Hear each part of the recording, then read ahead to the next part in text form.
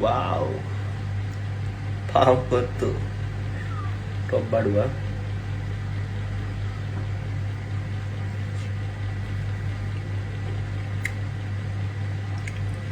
super try කරලා බලන්න මම කියනවා try කරලා බලන්න පාම්පොත්තු shit man